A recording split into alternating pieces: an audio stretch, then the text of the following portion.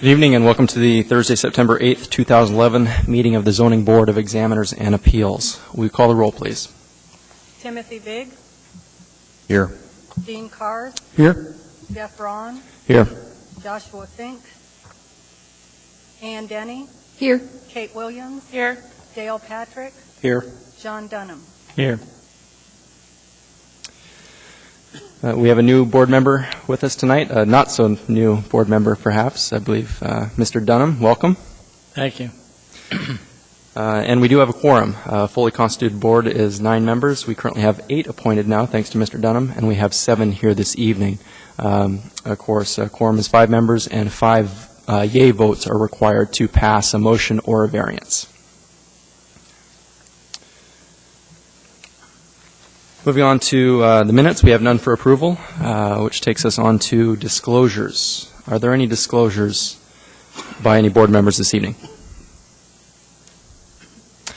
Mr. Dunham. I just wanted to say that since I wasn't here for any of the resolutions that are coming up for a vote, I'm not going to vote on those. That's it. Thank you, Mr. Dunham. Did you see the message about Granicus and the ability to listen to those cases after the fact? I did. I haven't had a chance to review the cases, though. Understood. Thank you, Mr. Dunham. Mr. Cars. Yes, well, in line with Mr. Dunham, I was going to wait till the consent agenda came up, but I was absent from the July 14th meeting, so I will abstain from voting on resolutions items D, E, and F. I am also aware of the Granicus. However, I will be abstaining from those 3, voting on those 3 resolutions. Thank you, Mr. Cars. Any other disclosures this evening? All right, moving on to the consent agenda. We have 6 resolutions for approval this evening.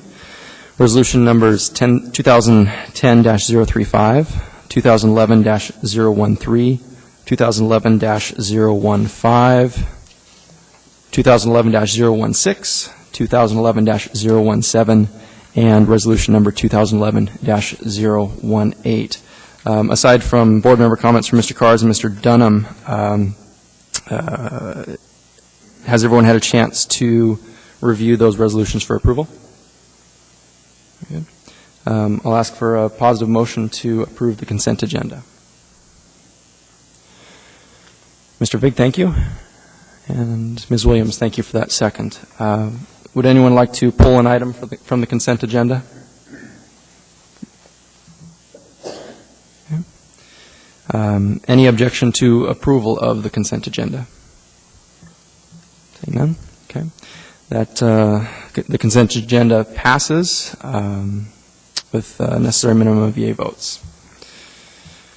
Moving on to agenda item E, we have no appearance requests, no unfinished business, and nothing on our regular agenda. Which takes us to agenda item H, public hearings. I believe we have 2 cases to hear this evening. Before we begin, I'd like to read the order of business for public hearings. The chair shall introduce the variance and explain the procedure to be followed. The variance case number and the name of the applicant shall be read into the record. The board shall hear and rule on any objections to the sufficiency of notice. The board shall hear a brief staff presentation outlining the variance not to exceed 10 minutes. On conclusion of the staff presentation, the board members and the applicant may then direct questions to the staff through the chair. The applicant shall then give his or her presentation not to exceed 10 minutes. Throughout the proceedings, the burden of proof rests upon the applicant, who must convince the board by a preponderance of the evidence that the variance should be granted. On conclusion of the applicant's presentation, the board members and the staff may then direct questions to the applicant through the chair. The hearing shall then be open for public testimony. Each member of the public wishing to testify has 3 minutes.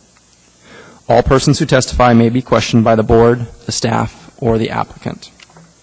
On conclusion of the public testimony, the staff, followed by the applicant, shall have the right of rebuttal. The board shall proceed to develop oral findings and conclusions with regard to the variance and disposition of the variance. The staff shall reduce the oral findings and conclusions to writing for subsequent adoption by the board at a later meeting.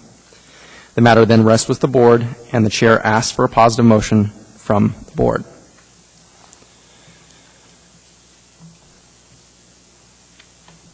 For the record, Mr. Fink, Board Member Fink has just joined us. Thank you. Understandable. And enjoying the sun, I hope, on your way. And Mr. Fink, we're just starting on agenda item H, public hearings. With that, let's start with case number 1, 2011-093. Is the petitioner present? They have indicated that they are present. Will the staff please provide sufficiency of notice for this case? Thank you, Mr. Chairman. The variance request was advertised on the municipal website, and 54 public hearing notices were mailed for this item.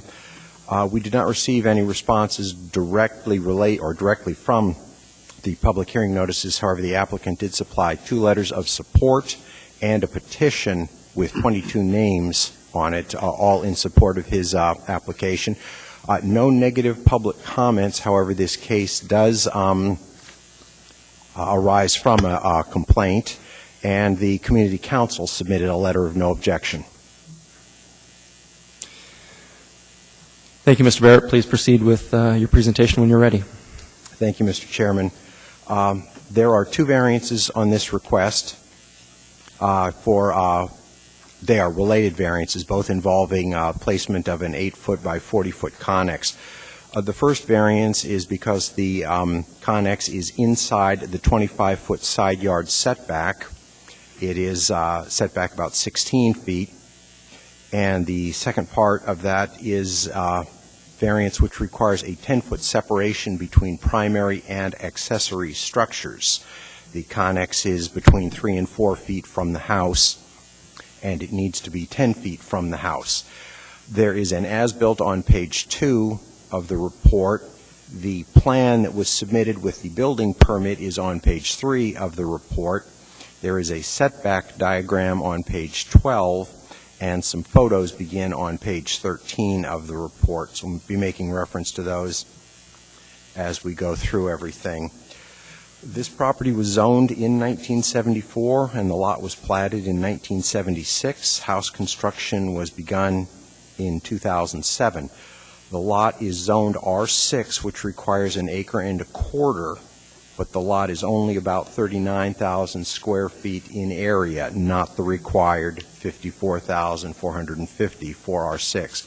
However, R6 does allow adding in adjacent right-of-way, excuse me, R6 does allow adding in adjacent right-of-way, and when that is done, the property is approximately 55,000 square feet in area. Therefore, the lot is a legal and conforming R6 property. Regarding the standards, number 1, there exist exceptional or extraordinary physical circumstances. The standard is not substantially met. The area south of O'Malley Road and east of Lake Otis contains large amounts of R6 property. Zoning dates from the early 70s and plats date from the early 60s. And although the lot is smaller than the minimum acreage required until a right-of-way is added, this is a pre-existing man-made condition. The lot is a legal R6 property. The lot was platted after zoning was in place, so the lot size and its orientation and the yard frontages were a conscious decision made during the platting process. There is a parcel map on page 23 of the report which will give you an indication of the sizes and the variety of the lots in this general area. All of the properties that you can see on that parcel map are zoned R6. The property is a corner lot with primary and secondary front yard setbacks. That means 50 feet and 25 feet respectively.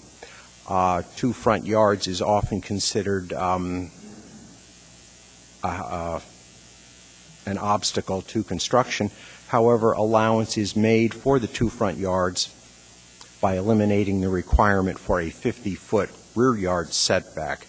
This property has one 50-foot setback for the front yard, and all of the other lots have, all of the other lot lines have a 25-foot setback.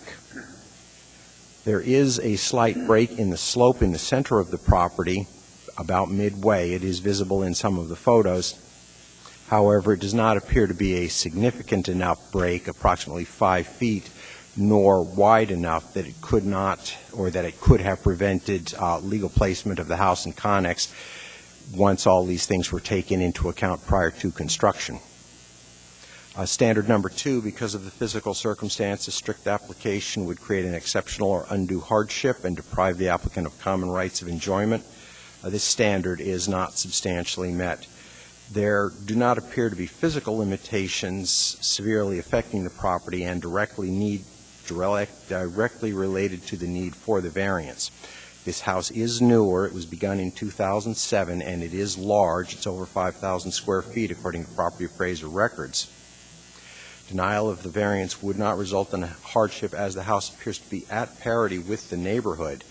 In addition to the size of the house, there is also a 12 by 24-foot shop, and the house has garages on both sides of it. One side indicates 3 garage doors, including an oversized door, and on the east side of the house, there is an attached 2-car garage.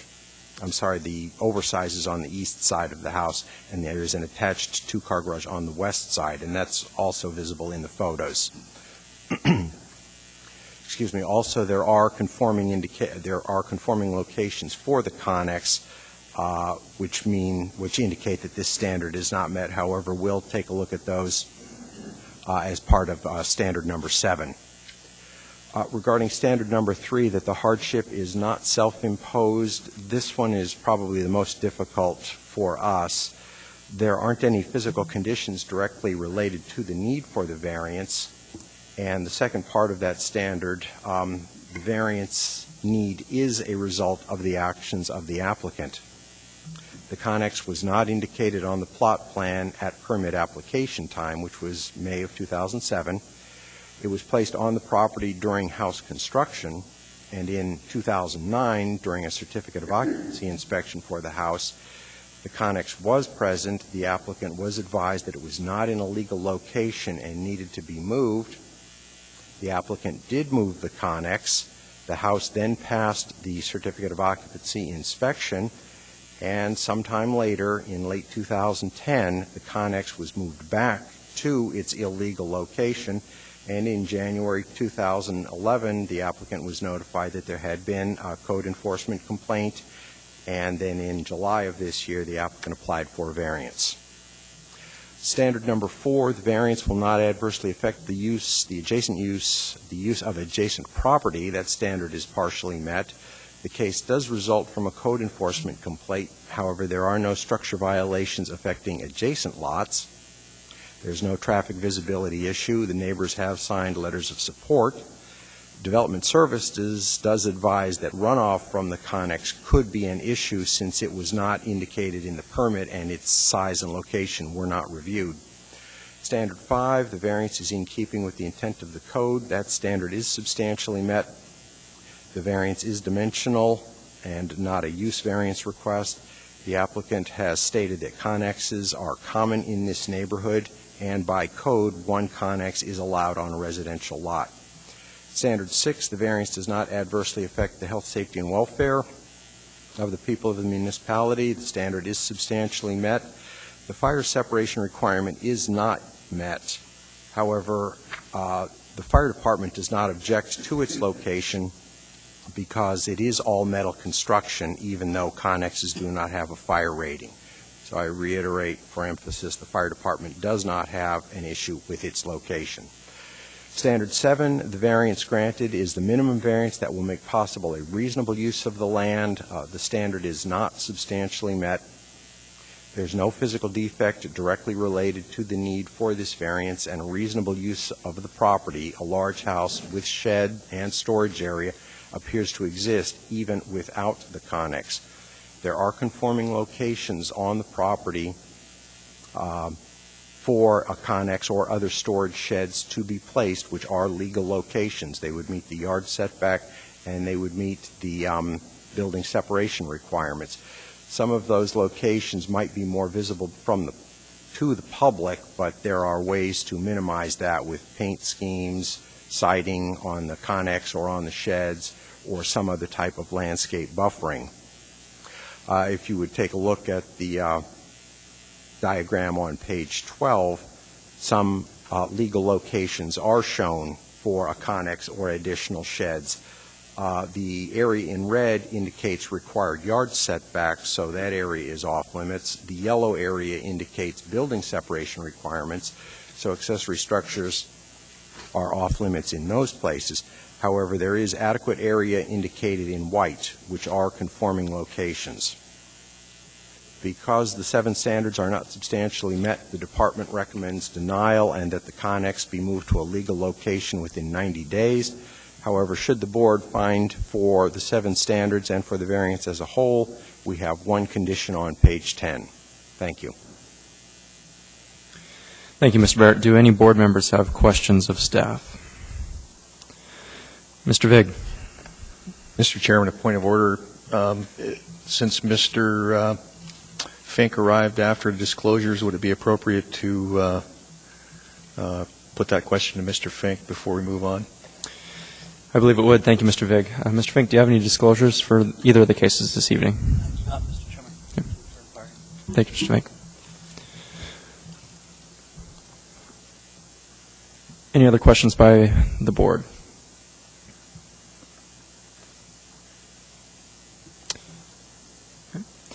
Seeing none, thank you, Mr. Barrett. Would the petitioner please come forward, state and spell your last name for the record?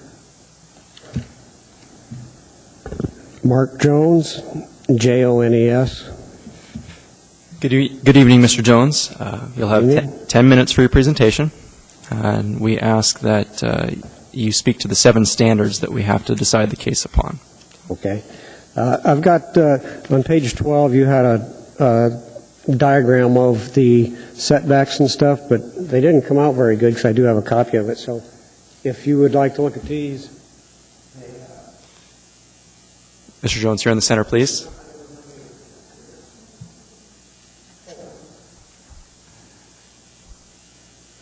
And Mr. Jones, these will be entered into the record, and one copy will be kept for 30 days.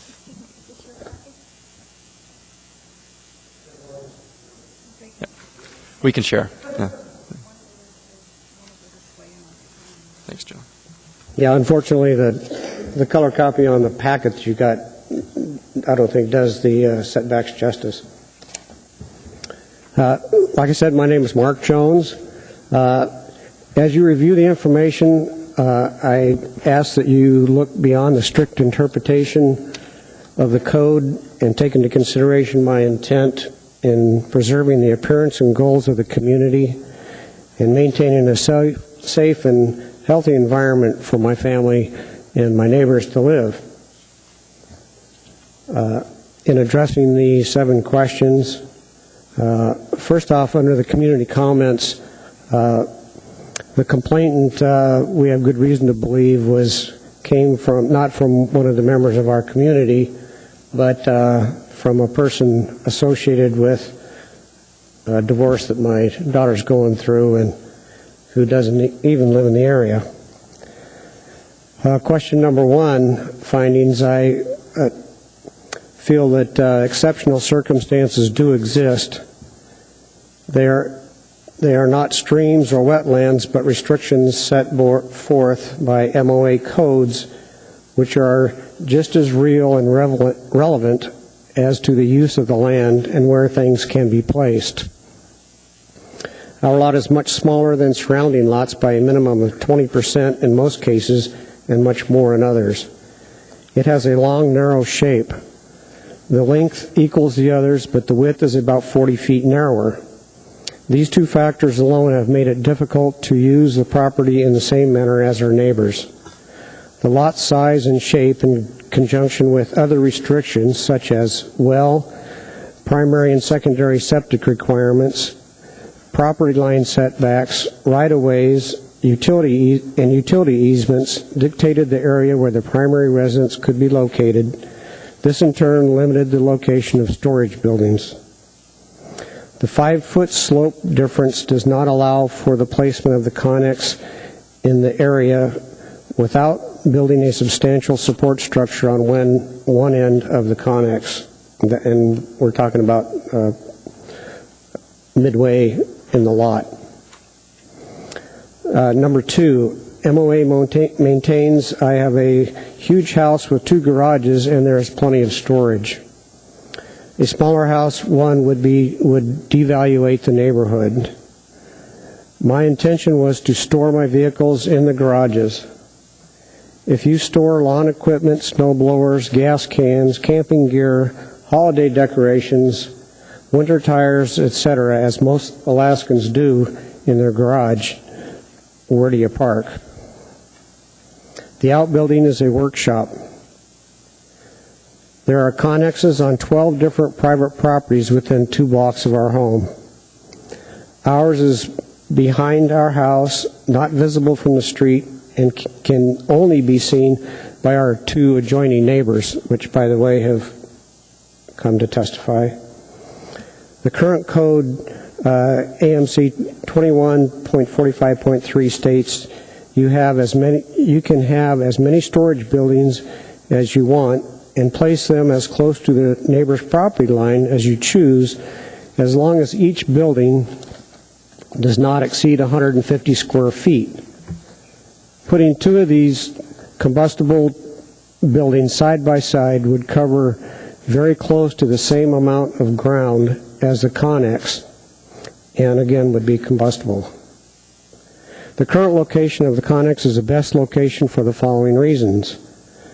A, it is behind the house, out of sight, supporting the intent of the Anchorage 2020 plan. It does not offend or impact my neighbors in any way, based on the letters that have been written and signed of support. It is 16 feet from the property line, and again another 55 feet to my neighbor's closest house to the north. It is made of all steel and is non-combustible. If it was moved to a different portion of the lot, it would result in the Connex being easily visible from the street. Snow storage would block the path to our garage door entrances, because where we store our snow now is off to the side. If you look at your that plan on page 3, I guess it is, of what I handed out, indicates that. It would require our snow storage area to be moved to the north side of our house, which would not melt well into summer, and worst of all, melting snow would run directly onto our neighbor's yard due to its lower elevation and natural drainage. It does not do that now. I would have to cut down more trees and excavate the area to meet MOA on-site snow storage requirements, which would reduce everyone's privacy and be cost prohibitive. That would be on the west end of the lot. Number 3, the denial of this section was based on the fact that hardship was self-imposed based on my choices. Every decision has at least 2 or more choices. I had many decisions to make with few choices based on MOA requirements during construction. You could go clear back to the beginning of Anchorage in 1917 and say it was their choice to have an organized community. Therefore, any poor decisions in development just has to be suffered by future generations, and there is no variance from that except for swamps, cliffs, etc. Addressing number 7, there are no reasonable alternatives as stated in items 1 and 2 based on the current conditions. In conclusion, my goal is to have the support of my neighborhood, to maintain a pleasing appearance to our residents, therefore enhancing our community, and ensure a safe and healthy living environment for all. Thank you. Thank you, Mr. Jones. Does the board have any questions for the petitioner? Mr. Patrick. Mr. Jones. Mr. Jones, I was curious, when you got your occupancy certificate, you had to move the storage unit, the Connex. Where'd you move it to? I moved it to a neighbor's catty corner to me who was interested in buying it, and he had room on his property and equipment to move it, so we moved it over there. Okay, thank you.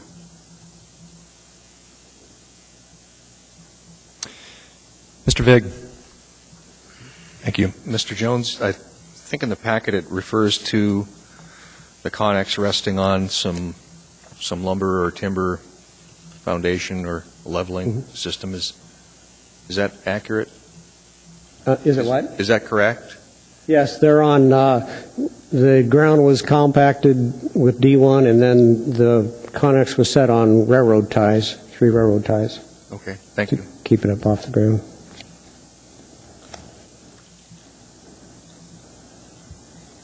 Any other board member questions? Mr. Cars. Yes, thank you, through the chair. Mr. Jones, you make a statement that, and you made the statement that was also in your comments submitted, that to move the Connex would, you'd have to cut down more trees and excavate the area to meet the MOA on-site snow storage requirements. What requirements are those you're referring to? Well, I'm not sure if you're aware, but you can't plow your snow out into the street or anywhere into the right-of-way, even if it doesn't affect the snow plows or the traffic patterns. So obviously we have to put snow someplace on your property, and with 2 driveways that I have, that's quite a bit of snow that you have to put somewhere, and I can't push it into my yard, or when I say yard, I mean my, grass or landscaped areas.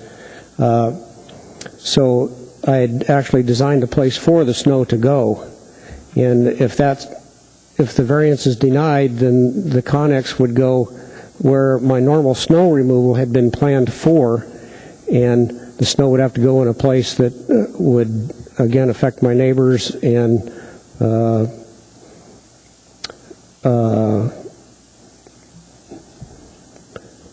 I would have to excavate, because on the west side there's actually room on the property to do it, but I would have to cut down trees and excavate the dirt out to put the Connex in order to be able to put snow removal or maintain the snow removal area on the upper area of my lot. If you refer to the picture here, there's an upper driveway and a lower driveway. The Connex is behind the house on the upper driveway. The only location that I could move it to would be on the west side, which would be down by the lower driveway, but in order to do that, I'd have to excavate, cut trees down. That would still leave me a place to put snow and not block my driveways. I sound like is that still not clear? Or? No, it's perfectly clear, and I do understand you can't plow snow in the driveway. I guess it raises the question, maybe you have too much driveway then if you have to plow that much snow.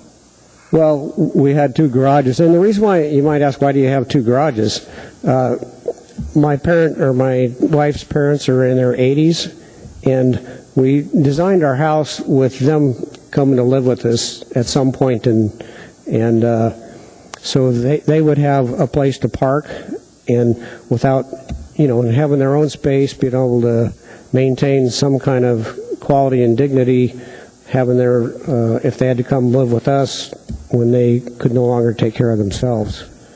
And so that's why we had a second garage designed into the house. Thank you. Mr. Dunham. Yes, Mr. Jones, I recall, and you answered this question, that you had moved the Connex off the property. Why did you move it back on? Well, it was one of those, you act before you check. The occurrence, when it was brought to my attention to get the CO that I had an encroachment, that the Connex was in fact illegal, was in September sometime. I had moved it off the lot. I was concerned that the snow was coming. I had talked to one of my neighbors who is very active in the Huffman Community Council, and they had told me that the codes for connexes and storage buildings were going to be rewritten, and that connexes were going to be able to be treated by the same way that storage buildings were. So I thought, well, that means you can, now with the new codes, you'd be able to have the opportunity to put a connex where the same place you could put a storage building. Well, that assumption was incorrect. So I moved the connex back, trying to beat the weather, before I had it properly checked out, which obviously was a mistake. But when you moved the connex back, did you know that it was going to create a problem with the encroachments? With the encroachment, no, because I had already talked to all my neighbors and nobody cared. I mean, they didn't have a problem with it being moved back. You moved it off to comply with the request from the Code Enforcement Office because of the encroachment, and then you moved it back where it was? Correct. Yeah, under the assumption that the new code said it was okay. But like I said, I didn't check that out ahead of the time. Thank you. Does the board have any other questions for the petitioner at this time? Ms. Denny. Yes, I have a question for Mr. Jones. On the photograph on page 17 that shows the blue panel truck sitting outside the edge of the house and the garage doors. You said blue panel truck? The blue panel truck? Oh, yeah. It does appear that is a level spot. Is there some reason the Connex couldn't go there? Yes, there is. One, it would be right there in front of, you wouldn't be able to get in and out of the garage doors. If I was to put it any closer to that bank, I would be encroaching in the setback again. I'd be basically right back where we started. There does seem to be on your plot plan room for a 40-foot Connex on that side of the house, on that west side in that back corner. And it does appear to be level. Oh, as far as levelness, yes. But if you look at the pink area where, I think I see what you're saying. Well, to me, it would still be dangerous backing out of the garage door. And I mean, it's right there. So. All right, thank you. Okay. And one of the things the reason why it went behind the building to begin with was to try and maintain the integrity of the neighborhood so people didn't look at it. And I understand that the 2020 plan is the same way that connexes are going to have to be prettier. Thank you, Mr. Jones. Seeing no other questions. Oh, Mr. Dunham. I know this is kind of out of the blue, but have you thought about burying it? Burying it? Yeah. No, I didn't. Okay. Could you help me out? Well, I was on this board many years ago, but one thing that we did, or we viewed, is that if a structure was below the grade, you didn't measure, it didn't come up as an encroachment. So in other words, if you were buried below grade within the setback but still on your own property, you didn't have an encroachment problem. That's maybe something that Mr. Barrett can answer, but how would you use it though? If the top of the connex was even with your dirt grade, how would you? well, obviously you'd have to have some kind of access to it. Okay. But Well, I'm definitely open for just asking. alternatives too. If it's obviously it hasn't been a fire hazard issue from the distance between the connex and the house. I was a firefighter for 32 years, and matter of fact, I'd been to thousands of fires, never been to a connex fire. So, they're obviously a pretty low incidence of fires starting in connexes, but yeah. I mean, you'd have I hadn't entertained that thought, but Okay, it's a thought, nothing, we'd have to probably talk to Mr. Barrett about what a buried structure would be viewed as. Yeah, well, I mean, if it needed to be moved, a little bit, one way or the other, I would certainly be open for that. Like I said, my intent is to enhance the neighborhood and keep it nice. That's a nice sturdy structure, I'm sure it'd be fine buried. Yes. Mr. Barrett, I am curious about Mr. Dunham's novel, at least novel to me, idea. How would the department view such a proposal? Mr. Chairman, Mr. Dunham, if you could get it under the ground enough so that less than 30 inches of it is exposed above the natural grade, structures are generally exempted from the yard setback requirements and so forth. Yeah. Certainly an effort, I suspect, but certainly doable. Thank you. Mr. Vig? I think that'll be a tough one. Thank you.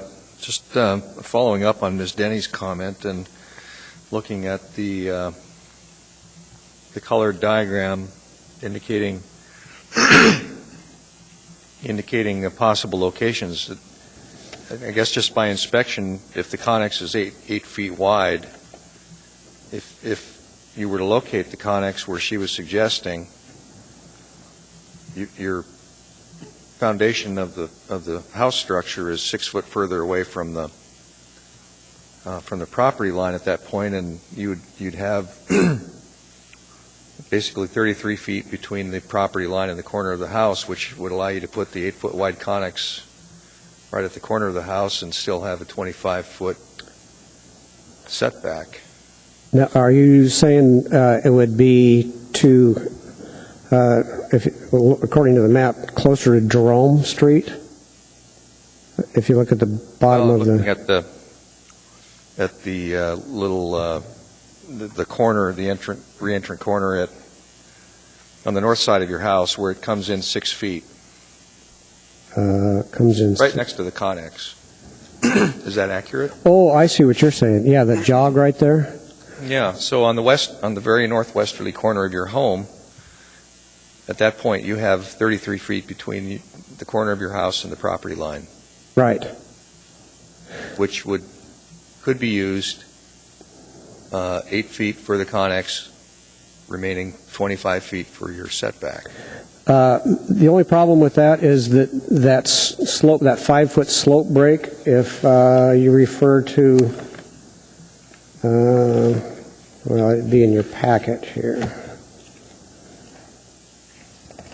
I know Al took a picture of it. Page 17, I guess it is. Or photo 17, where the blue van was being showed. That still doesn't quite depict it, but from the grade of where the van is sitting to the grade of the connex is sitting is about a 5 foot difference. So if we slid the connex closer towards where the van is parked and tucked it in next to the house, I would have to build, well, one, it would be blocking bedroom windows, which are means of egress, which couldn't be done. And I'd have to build some kind of structure to support the one end of the connex, where the other end, the west end would be, or I'm sorry, the east end would be on the ground. But the east end would have to have something built to support it. And it would have to be far enough away from the house to where you'd have, somebody could, in case of a fire, could make it out that window, that bedroom window. Well, I guess what I'm suggesting is it wouldn't be in front of any portion of the house. It would be the southeasterly corner of the connex would be at the northwesterly corner of your structure. So it would not block any. Could I? Sure. So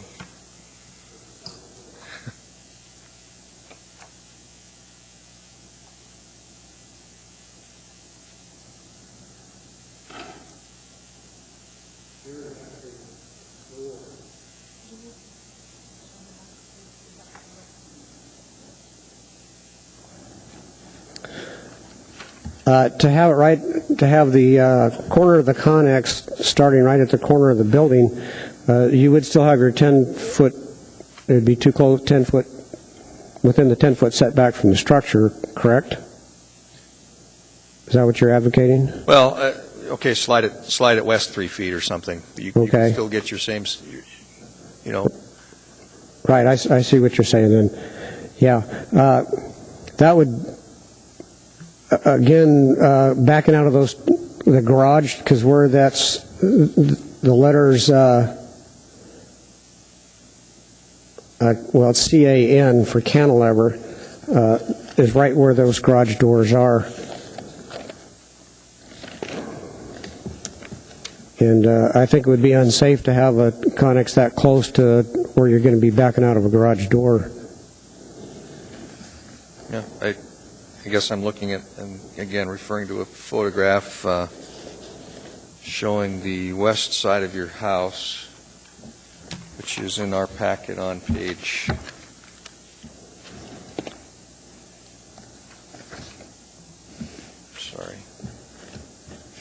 20. It looks like there's 2 or 3 feet between the edge of the garage door and the corner of the house there, so it seems like there's maneuvering room there.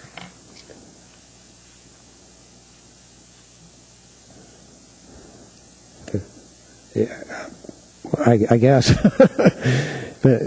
Personally, I believe it's too close. But Okay, thank you. it certainly would be highly visible. Mr. Jones, I do have a question since we're on page 20. We see a brown house in the background, at least I think it's brown there with 2 decks. Is that one of the neighbors who is either here tonight or who has commented? Yes. Okay, and I guess I'll ask that person if they're here to testify whether or not they have direct visibility of the Connex in its current location. Could you comment on that? Do you know if there's a direct line of sight between? Yes, there is. Okay. And we've spoke with them, and we're going to pretty the Connex up so they don't have to look at it. They've been excellent neighbors. Any other board member questions? Mr. Barrett, does staff have any questions? A couple of quick comments and clarifications, Mr. Chairman. Regarding snow storage, certainly no one is allowed, this applies to everyone, no one can push snow into the right-of-way. Single-family homes do not have a requirement to designate a snow storage area or to provide a specific size area for snow storage. Regarding the treatment in the current and proposed code for the difference between connexes and sheds, essentially there's no difference. Connexes are going to have to be paneled, painted, whatever in the new code if it's approved. But in terms of yard setbacks and building separation, the same rules apply now as will apply in the future. They, over a certain size, they have to meet the yard setback, and as accessory structures, they will still have to be 10 feet from a house. Regarding the idea of fireproofing, excuse me, because the Connex is all metal, obviously the first concern is that if anything flammable inside the Connex were to ignite, it would stand a better chance of being contained by being inside a Connex as opposed to a shed. However, a second reason for the building separation requirement is to allow emergency crews access between the buildings, the primary and accessory, so that they can get to the primary building. So it isn't just a matter of putting a fireproof building up against the house. There is an indication that there should be some separation so crews can pass between the buildings. Thank you. Thank you, Mr. Barrett. And Mr. Jones, you do have a little bit of time left. We'll open the case to public testimony. If you'd like to rebut anything that Mr. Barrett just said or staff's questions or public testimony, you can do so at that time. Thank you. Thank you for consideration. With that, we'll open this hearing for public testimony. Is there anyone from the public willing to testify, wishing to testify? If so, please come forward. Please state your name and spell your last name for the record. Joanne Hanscom, and the last name is spelled Hanscom. Good evening, Ms. Hanscom. I'll remind you that you have 3 minutes for your public testimony and ask that you respect that 3 minutes. When the buzzer goes off, I'll ask you to conclude. Okay. Thank you. I am the person who lives to the north of the Connex in question, and my husband and I do not have any problem with it. We have talked at great length to Mark and his wife, and they are going to be painting that Connex for us. I do not relish the idea of the ground being dug up and the Connex buried. So I would have a problem with that one. But I don't have a problem with the Connex right where it is. It's even right now, it's not very unsightly. It does have some rust spots on it. And there is quite a bit of distance between our house and the Connex. So, any questions? I do have one question. There was a comment by a department, project development, I believe, mentioned they didn't get a chance to review the Connex for storm drainage, storm runoff, and that there may be an impact. They don't know because it wasn't reviewed. Maybe an impact to a neighboring property. Are you aware of that comment, and does that concern you? Storm drainage runoff does not concern us because, well, obviously we've gone through two winters. We've never had a problem yet. Now, if Mark has to put his snow behind the house, I do have a problem with that. And I'm sure Mark would have a problem with that, too. So. Any other questions by the board? Mr. Barrett? No, thank you, Mr. Chairman. Thank you, Ms. Hanscom. Thank you. Please come forward. Again, state your name, spell your last name for the record. My name is Patrick Nolan, Nolan. Hello, Mr. Nolan. You'll have 3 minutes. Thank you. I've been a local physician for 31 years in Anchorage, and we recently moved into we built a house next door to Mark. Mark has been an exemplary neighbor, and we've had a good time with him and his wife and his family, and we enjoy their neighbors. It's been fantastic. I didn't even notice the Connex there until Mark brought it to my attention. I can see it from my house, from my backyard. To me, it's meaningless as far as any kind of aesthetic problem. It's quite a ways away from my house, but it is not a problem at all, and I don't see any aesthetic problem. It could be an aesthetic problem if he has to move it somewhere and put it near the street or something, but at this point in time, there's nothing like that, or I can't see any risk at all as far as my property is concerned. And my wife feels the same way about it. Thank you, Mr. Nolan. Do any board members have questions? Mr. Barrett? No, thank you. Thank you for your testimony, Mr. Nolan. Is there anyone else wishing to testify on this case? Okay. Seeing no one, the public testimony is closed. Mr. Jones, I think you had about 3 minutes left. If there was anything elicited during public testimony or Mr. Barrett's earlier comments that you'd like to speak to, you may do so. Just speaking to his comments or anything else I had to say, or? Would ask that you rebut any of Mr. Barrett's comments or the testimony. Well, I do agree with his assessment that there needs to be space between the Connex and the structure for firefighters to be able to get completely around the structure. At this point, there is plenty of room for firefighters to get in there, even with a ladder if they had to get up into the windows. Although the only windows that are accessible are high, real small, skinny ones that go into the garage.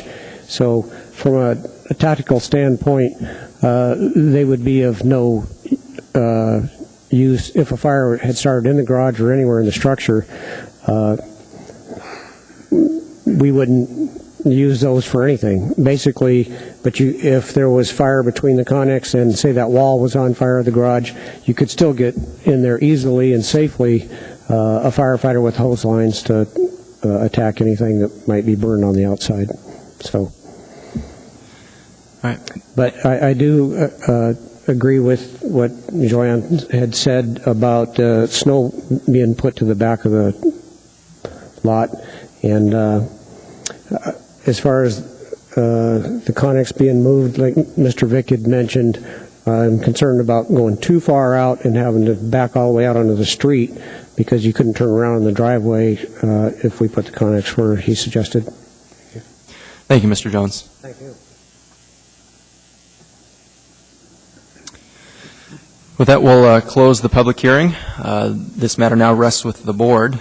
I'll ask a board member to please put forward a positive motion.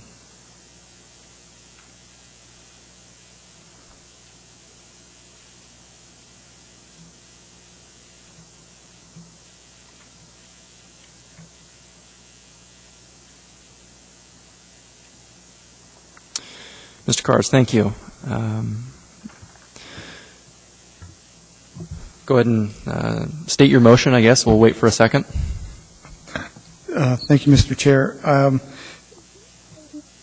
Yes, with regard to case 2011-093, I move that we grant a variance from AMC 2140-080, which requires a 25-foot side yard setback to allow an 8-foot by 40-foot connex to have a 16-foot setback, a yard encroachment of 36%, and from AMC 2145-030, which requires a 10-foot separation between primary and accessory structures to allow house and a connex storage unit to have 3 feet of separation subject to conditions, the condition A on page 10 of the packet. Thank you, Mr. Cars. Ms. Denny, you've indicated a second. Does that still stand? Yes, that is correct. Thank you. Mr. Cars, would you like to speak to your motion? Yes, thank you, Mr. Chair. I made the motion to kind of get the ball rolling. I'm actually wrestling with this case, and I guess I will definitely be interested in other board comments. I find this is it's an extremely aesthetically pleasing house. It's a very well-built house, looks very nice as a house. However, I'm concerned that it's a very large house with respect to the lot that it's built on. And I did hear from the petitioner that there are a number of choices that are made. I think that the size of the house with respect to the lot that it's getting built on is a choice that the owner has specific control over. So while I also appreciate the number of public comments and the comments from the adjacent property owners in support of this, that weighs on my finding with respect to one of the 7 standards that we find have to be met. And, you know, I would say that standard number 4 is met based on that. However, we do have 6 other standards, and specifically, I'm having a difficult time finding that standards 1, 2, and 3 are met, as well as standard 7. So I do see that with respect to standard 1, that staff has shown that there were other alternatives that that are options as far as the location of the connex, and that staff had said even though there's a 5-foot break in the slope midway across the property, it doesn't appear significant enough to prevent placement of the house or the connex. And if the intent was to have a connex when this house was built, perhaps the house should have been situated differently or situated differently or sized differently. The house could have been enlarged even more, the garage to accommodate additional storage. With respect to standard number 2, as staff has indicated, there's a number of storage areas already provided with the shop, the garage, and the 2 garages, the attached garage with 3 doors and an attached 2-car garage. So I'm right now finding that standards 1 and 2 aren't met. And standard 3, I think that concur with staff that the need for the variances is a result of the actions by the applicant. And it could have been, if the intent again was to show that they wanted this, they could have placed the house differently or shown it in a conforming location on the plot plan. I do find standard 4 is met. Standard 5, concur with staff that that standard is met. Standard 6, I believe, is met. And Standard 7, I'm struggling with that as well, finding that that met because the house, again, could have been expanded by expanding the garage if that was the intent, or incorporating that into the design. So at this time, I can't find that all 7 standards are met and won't be supporting the motion, but I would definitely be interested in hearing from other board members. Thank you, Mr. Cars. Ms. Denny, would you like to speak to the motion? Yes, I agree with Mr. Cars, and then I do not intend to support the motion. I also agree with staff in that the majority of the standards have not been met, that there is ample space on the lot to move the Connex. There could, I commend Mr. Jones in his in trying to hide the Connex, but I think he already has a shop building, and if he covered the Connex with siding and painted it or whatever, it would just be another shop building and not be a Connex. So I do not intend to support the positive motion. Thank you, Ms. Denny. Mr. Dunham. I concur with Mr. Carr's findings and do not intend to support the variance. For reasons stated by other board members, I do not intend to support the motion either. The issue for me isn't the separation, especially with the fire department noting lack of an issue with the construction of the Connex. It's more with the setback and the fact that there appear to be many conforming locations on the lot. I'll concur with Ms. Denny's comments. I appreciate Mr. Jones and your diligence in talking to your neighbors, and hopefully you can continue to talk with them and find another suitable location that is conforming on your lot. Any other board member comments? No discussion? With that, let's vote.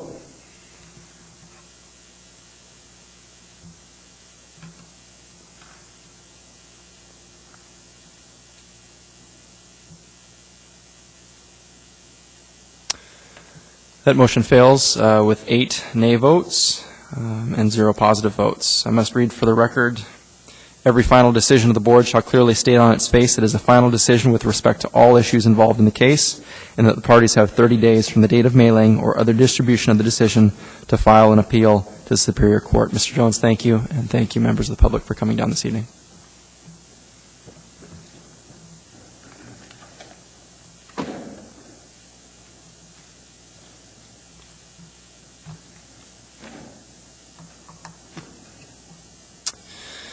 Takes us on to our second case of the evening, case number 2011-100. If the petitioner is present, would they please indicate so?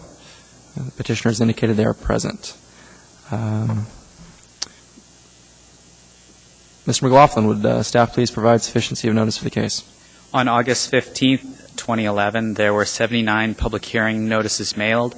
As of this writing, as of the writing of this case, no responses were received. No response was received from the Sand Lake Community Council. 2 public comments objected to the granting of the variance, and they are included on page 55 of the packet. Thank you. Thank you, Mr. McLaughlin. When you're ready, please proceed with your presentation. An as-built of the property is found on page 8 of the packet. An aerial photo of the neighborhood is also found on page 12 of the packet. The petitioner requests a zoning variance from Anchorage Municipal Code 2145-040, buildings to have access, in order to allow 2 houses to have access to Strawberry Patch Place, which is an alley and not a street.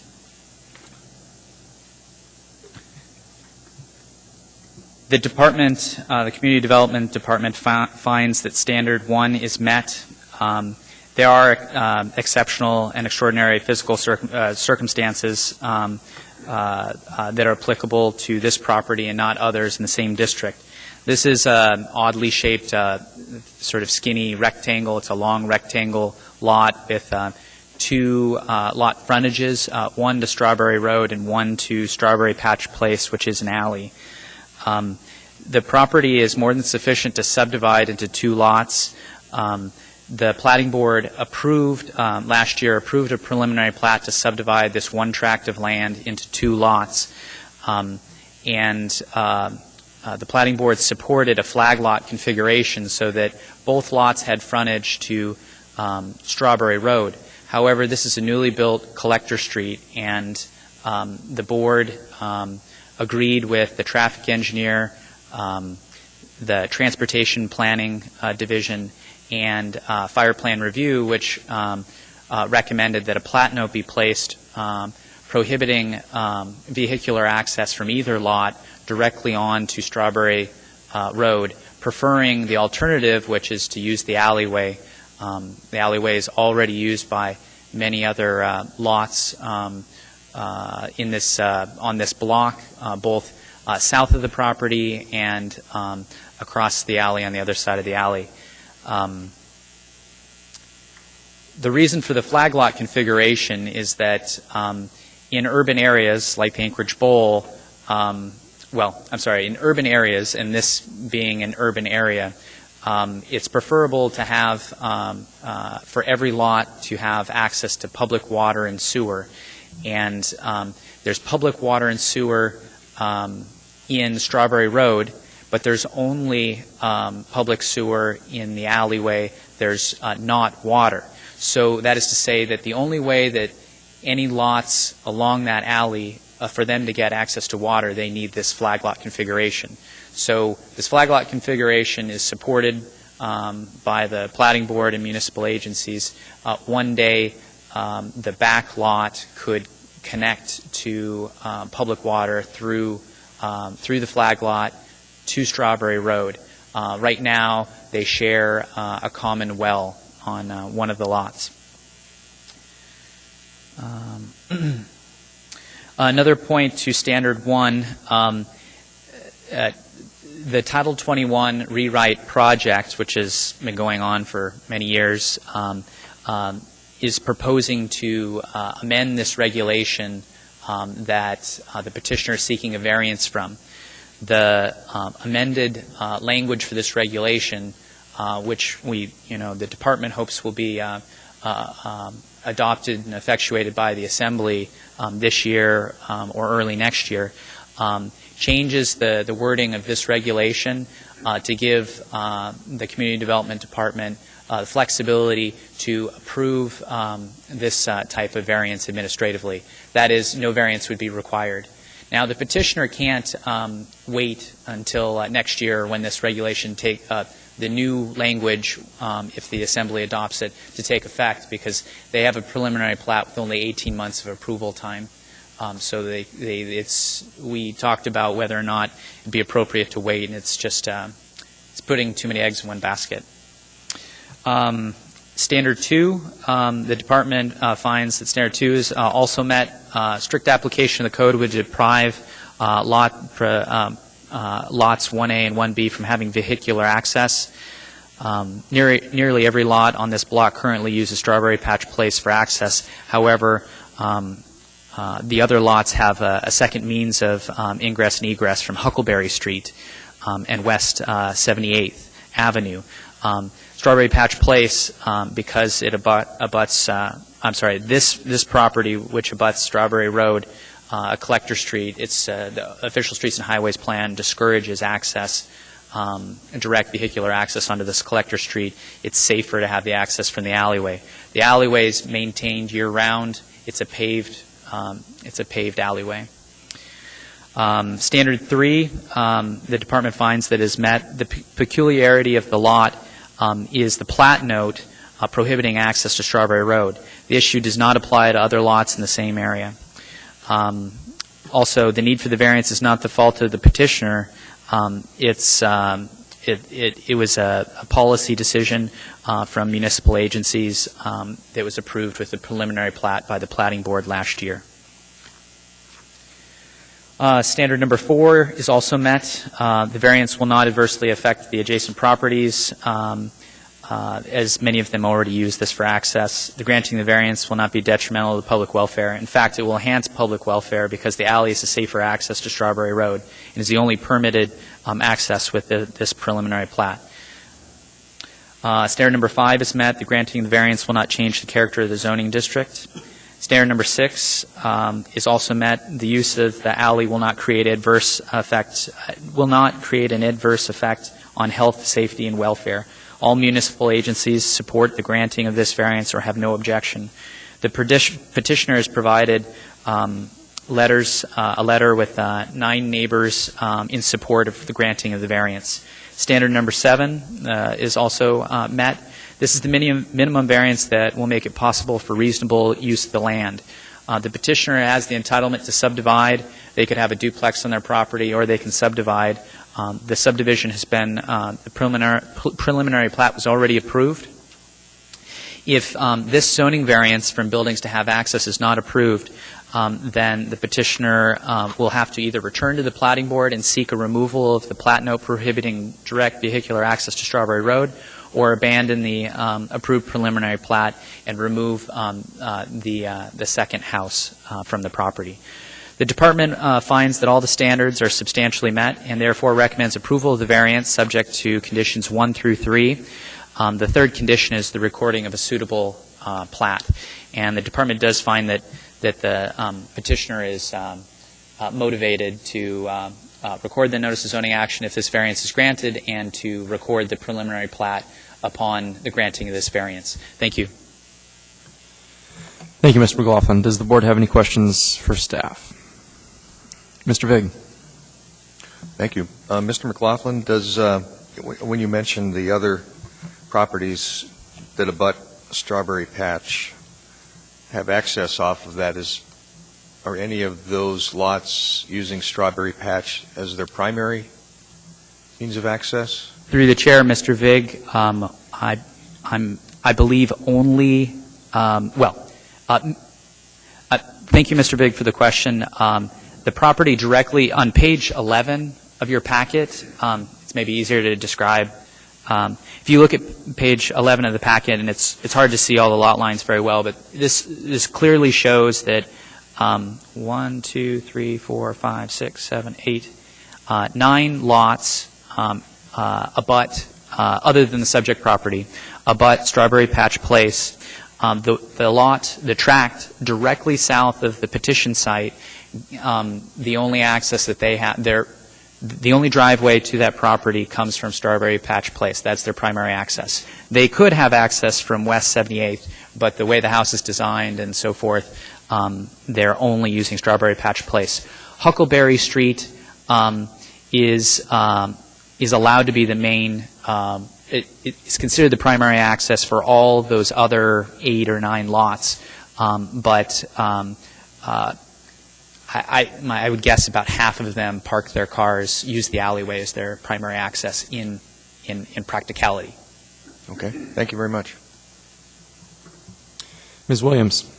Thank you. Mr. McLaughlin, on page 53 of the staff packet, Building Safety stated that prior to approval of the variance, the well that you had referred to in your opening comments must receive approval by the Department of Environmental Conservation. Do you know if that has occurred or not? Through the chair, Ms. Williams, it has. Okay, great. Thank you. Any other questions by the board? Okay. Thanks again, Mr. McLaughlin. Would the petitioner or their representative please come forward? Please state your name and spell your last name for the record. Good evening. I'm Darren Gawley, talking on behalf of my mother, Joanne Henning, who is the petitioner, and the spelling is G-A-L-L-E. Good evening, Mr. Gawley, is it? Yes, sir. That's right. You'll have 10 minutes for your presentation, and again, ask that you speak to the 7 standards that Mr. McLaughlin walked us through earlier. Sure. And then if I guess I'll save some time at the end for rebut or whatever. We absolutely agree with the planning municipality and Francis. I guess I could go through and read the variance standards. Number 1, does there exist exceptional or extraordinary physical circumstances? And the answer is there are particular circumstances that my mom's property that do apply this. The reason Strawberry Road is a collector street, and it's dangerous to add any driveway onto Strawberry Road. Also, it's a huge public safety issue, as stated by Fire Plan Review. Traffic and municipal agencies told us that the only way into the property is using Strawberry Patch Place, referred to as, quote, an alley, which is a totally maintained alley. It's a paved alley.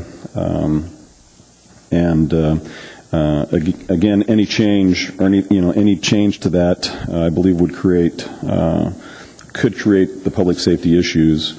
This has been being used this way, and maybe I'm going to have Roger's going to speak to this, but as far back as 1968, it's been being used as is.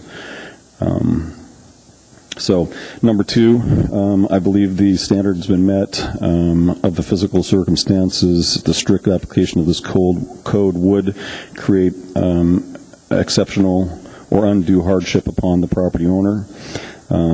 If the plotting board approved on the plot, they approved our plat, but one of the criteria is that there be no access to Strawberry Road. It'd be access through the alley only. So I believe that standard will be met, because that definitely creates a hardship. The hardship is on number three, the standard. The hardship is not self-imposed, and special conditions or circumstances do not result from the action of the applicant. The need for the variance is not self-imposed. It's been caused by the planning board, which approved the application, and traffic is prohibiting new access to Strawberry Road. We need this approved, or we'll have no way to access. Mom and my sister will have no way to access their lots. This has been used this way for many years, and we feel there's no reason to change this at this time. Number four, the variance, if granted, will not adversely affect the use of adjacent properties or permit under this code. The granting of the variance does not affect any adjacent properties. There are 3 houses that get their access from Strawberry Place. And I believe Ms. Williams had a question in reference, or somebody did, in reference, is there anybody else using Strawberry Patch Place as their primary use of egress and egress? And there is, and one of the main reasons why we're here tonight is because that individual made a comment in the first variance, which we thought we went through approval and everything. So the 2 people that are making comments that have not shown up are forcing this, but yet he has direct access. And moving more forward on that, he refused to get his mail on Strawberry Road. So if you look at the pictures that I've given you, he refused getting mail and forced the mail. Had a huge thing. He said he would not receive any mail, so they allowed him specifically himself to have mail on his fence be collected right at his property. Moving forward, Mr. Gawley, to clarify, how much time would you like to reserve for rebuttal? You've got just under 6 minutes left now. I can let you know when you have 2 or 3 minutes or whatever you'd like. Actually, that's fine. I'll just finish up real quick. I think that, so speaking number 4, I think that definitely, I hope that I explained that well enough. Number 5, the variance, if granted, is keeping with the intent of this code, which will not change the character of the zoning district in which the property is located. The granting of this variance does not change any 2020 zoning regulations or any other municipal zoning regulations. Number 6, the variance, if granted, does not adversely affect any health, safety, or welfare of the people of the municipality of Anchorage. I believe that if the zoning does not approve the variance, it could or may cause safety issues and possibly many issues. This needs to be approved to not cause any of the above-mentioned items happening, such as problems entering off of Strawberry. Number 7, the variance granted is the minimum variance that will make possible a reasonable use of the land. This is, and I'm sorry, these are words, this is not a dimensionable variance. The variance is a de minimis or inconsequential, which is neither good or bad. This is the minimum variance necessary for the reasonable use of the land. There are no alternatives to granting of this variance. This needs to be approved to allow the properties to be used as the municipality has set forth in our plot. And thank you very much. I appreciate it. Any questions? If you'll hold on just a minute, I'm sure perhaps a board member may have a question. You do have about 4 minutes left for rebuttal later on in the hearing. Great, thanks. Do any board members have questions for the petitioner?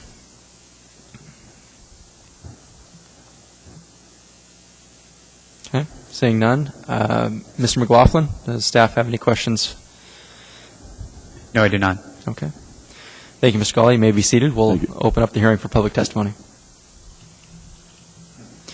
Is there anyone from the public wishing to testify? If so, please come forward. I live next to Mrs. Hennings. Sir, My name is Roger Foraker, F-O-R-A-K-E-R. Good Been evening. living there since 1970. All right, Mr. Foraker, you'll have 3 minutes and request that you respect that 3-minute time. Everybody uses that road, Huckleberry and Strawberry Patch. It used to be Strawberry Patch Kennel. The fellow that lived next to me had a kennel of wiener dogs, whatever you call them. I never complained because I feel if a person buys a piece of land, it's his to do with what he wants to do, as long as he's paying his taxes. The school district even uses that alleyway because the school does not have room for everybody to park, so they park in the alleyway and Huckleberry and wait for the children to get out of school, morning and night. The paperwork that I read said she cannot get this variance because she doesn't have a 100-foot piece of land and you can't count the alley as the 100-foot. Well, nobody in that district has a 100-foot lot. They have a 10-foot electrical easement on one end and they took 10 foot for the sewer on the other end. So basically it's an 80-foot wide lot.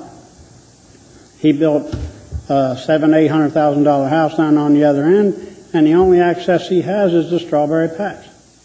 I've looked all over town, and very, very few, if any, I couldn't find any, alleys are paved and plowed. I can't find any, and I haven't found any that's named. So why they call, I think that's a street.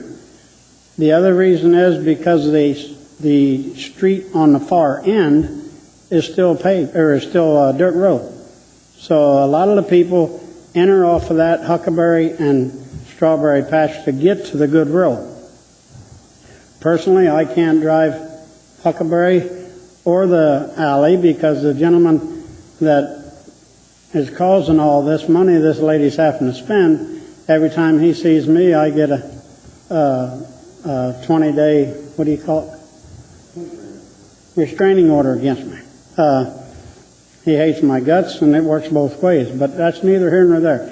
He's not even here, but yet he's costing this lady a bunch of money, and I don't think it's right. I really don't. And if the municipality would go back in the last 5 or 6 years, all the complaints in that neighborhood has come from the same individual. So that's all I got to say. Thank you, Mr. Foraker. If you could hold on for just a minute, we'll see if there are any questions. Mr. Cars? Just a comment, Mr. Foraker, I think they're called dachshunds. Yeah, wiener dogs, yeah. Thank you for that point of clarification, Mr. Cars. Any other questions by the board? Does staff have any questions for the public? Just one comment that I don't have any questions for the speaker. There's late comments submitted by a neighbor that are attached. It's from the same neighbor as one of the other earlier objections. Thank you. Thank you, Mr. McLaughlin. Thank you for your testimony, Mr. Foraker. Is there anyone else from the public wishing to testify? Seeing no one. Mr. Gawley, you have 3 minutes for rebuttal if you would like to add to anything or rebut anything that was discussed.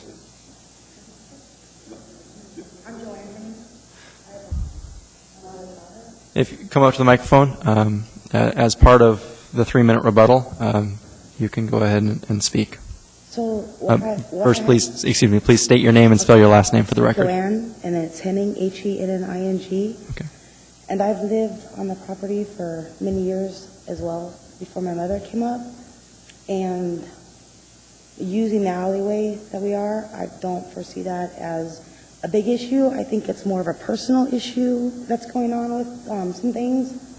Some people on the end of the road that have issues with maybe my lifestyle, whatever, that has gone this far. But I think that we've tried to cooperate, my family, to do everything that has been asked of us. And I think that we would continue to do everything that was asked of us. And I don't believe that we have caused any problems back to the neighbors or done anything directly that has been done to us. I kind of fear myself from them because of things that have been posted about me. However, I understand that we need to ask for this, and so I'm just asking you, that we can subdivide and make this right so that my mother and myself can continue to coexist in harmony and, with no problems. And we've done everything that we can to try and make this right. So I thank you. Thank you very much, Ms. Henning, for being here and speaking. Any questions by the board? Okay. Seeing none, again, thank you. Okay. With that, we'll close the public hearing. The matter now rests with the board. And again, I ask a board member to please put forward a positive motion.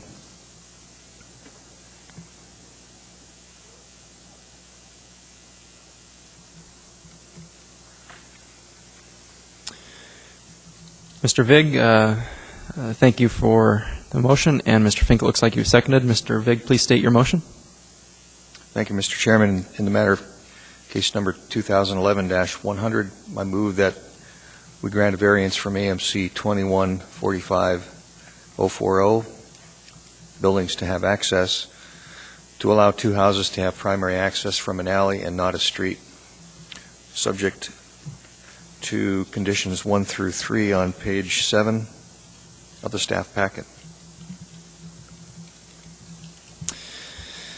Thank you, Mr. Vig. Would you like to speak to your motion? Thank you. I agree with staff's analysis of this case. I find standard number 1 that there are extraordinary physical circumstances due to both the shape of the lot and the fact that access direct onto Strawberry Road is no longer allowed through this plat note has created an exceptional circumstance in my mind. I believe that standard's met. And because of those physical circumstances in standard number 2, the strict application of this code would create an exceptional or undue hardship upon the property owner, and not simply from the possibility of one of the structures going away, but if somehow they were able to get access onto Strawberry, I do see that there is a safety concern there with the fact that Strawberry Patch is so close. So I do believe that there are considerations that need to be addressed there. Standard number 3, the hardship is not self-imposed, and I believe that staff has correctly assessed that standard, that the peculiarity of the lot is a plat note prohibiting access to Strawberry Road, and that plat note does not apply to any other lot in the area. It's not the fault of the petitioner, it's a result of the plat note which prohibits direct access. So I find that that standard is met. Standard number 4, the variance if granted will not adversely affect the use of adjacent property. I believe that that is met. We've heard testimony to the effect that other properties abutting Strawberry Patch Place use that alley as its direct access. And I believe that granting access to these two properties would not adversely affect adjacent property. Standard 5, the variance, if granted, will not change the character of the zoning district. I believe that that's met.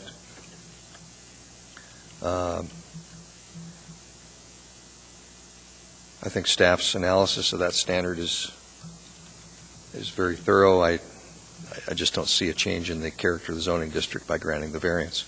Standard number 6, the variance if granted does not adversely affect the health, safety, and welfare of the people of the municipality of Anchorage. I agree with staff that that standard is met. In fact, to deny the variance would create the potential for, as I mentioned earlier, an adjacent driveway or potentially two within a 100-foot stretch along Strawberry Road.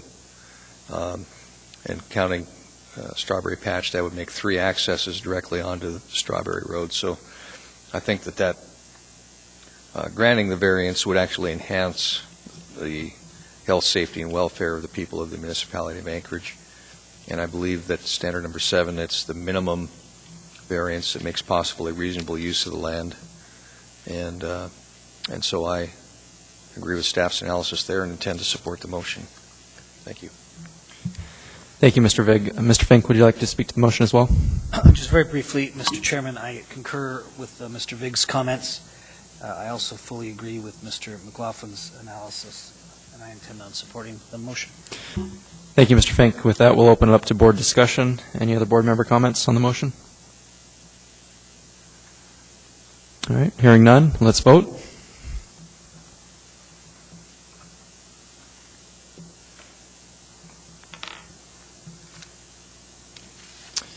That motion passes with 8 yea votes and 0 nay votes. Must read for the record very quickly. Every final decision of the board shall clearly state on its face it is a final decision with respect to all issues involved in the case, and that the parties have 30 days from the date of mailing or other distribution of the decision to file an appeal to the Superior Court. Again, thank you for coming down this evening. With that, the public hearing for tonight's meeting is closed. Moving on to agenda item I, reports. Any reports? I don't have any. Okay. Board member comments. I do have a quick comment. I noticed that 3 terms are set to expire, all on this side of the room. What's the status there? Mr. Cars? I tried to shake them down for money, but they wouldn't offer any, so I just re-upped without any money. Maybe need a new agent. Yes. Ms. Williams? I had the mayor's office call me and ask me if I was interested, and I am, but I was informed by Mr. Vig I need to do a little bit more paperwork, so I'll do that by our next meeting. Great, thank you. Mr. Vig? Yeah, similar. I got a phone call, and I did indicate I'd be willing to serve again, and Gloria let me know that a letter would be appropriate, so I'm working on that. Very good. Well, thank you all. Look forward to seeing you next month, hopefully. And Mr. Barrett, another board member may be in order shortly. What's the status there? Mr. Chairman, yes, Mr. Burkhart's protege, Deanna Vlad, goes to the Assembly next month. That's the conclusion of the public comment period. So in October, for the first time in living memory, there'll be a fully staffed zoning board of 9 members. Very good, very good.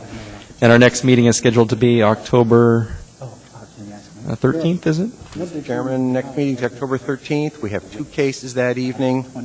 And while we're on the subject, the meeting for November 10th, I believe we're going to have about 4 cases then. And that is the night before the November 11th holiday. So that's a long weekend. I just asked if you were thinking about taking off for the long weekend, that you keep the night of November 10th in mind about that and possibility of 4 cases. Thank you. Thanks, Mr. Barrett. We'll make sure to discuss that next month. Well, thank you all. Wish you all a good evening and enjoy the rest of September. Thank you guys. Thank you for approving that. Greatly appreciate it. Meeting adjourned.